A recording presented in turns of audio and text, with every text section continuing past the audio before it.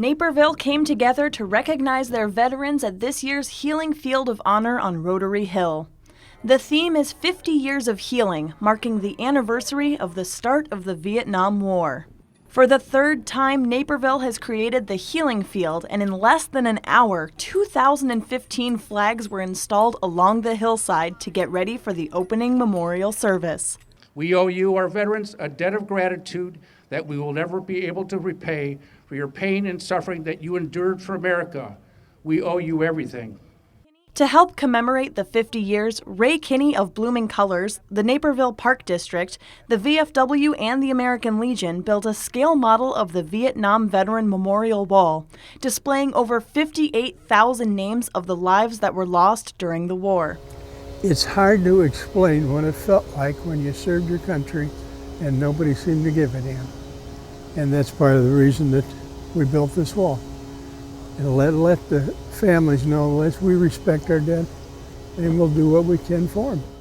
In addition to the wall, the Healing Field Committee honored the 11 Naperville men that died in Vietnam with a special plaque. Today I also have the honor of introducing to you Michael Edward Dunn. During the ceremony, local high school students read a brief biography of each man as a veteran stood guard and placed a flag in their memory. It's nice. It feels good to be in a community that respects that and takes the time and honors this. This is a lot of work, and I think just a small portion that can give back to what they gave us. So we appreciate it. Guest speaker and Congressional Medal of Honor recipient Alan Lynch emphasized that Vietnam vets have been on the forefront of welcoming home other veterans despite their past experiences.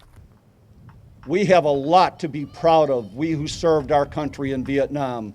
Did we suffer? You bet we did. Were we victimized? Yes, we were forgotten by our country, but we swore never again would that happen to any other veterans that served. Never again.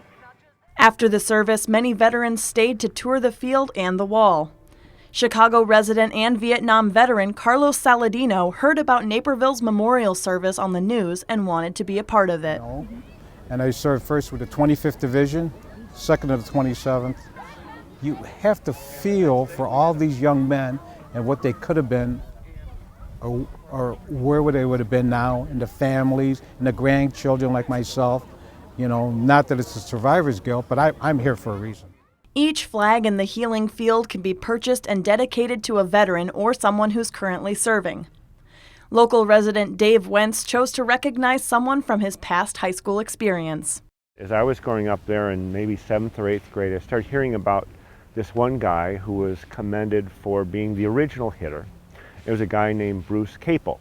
He died in Vietnam in 1966, but before he did that, he played football at University of Illinois at a time when there was another player there, number 51 for the Bears, Dick Butkus, who was a teammate of his, and they played together, and he happened to play the same position. So he learned his role, and to this day, Dick Butkus has said that this guy, Bruce Capel, was the best player he's ever played with as a teammate. The Healing Field of Honor will be on Rotary Hill from November 7th to the 12th, and a Veterans Day ceremony will be held at the Carillon Tower on Wednesday at 11 a.m. Reporting for Naperville News 17, I'm Rachel Pearson.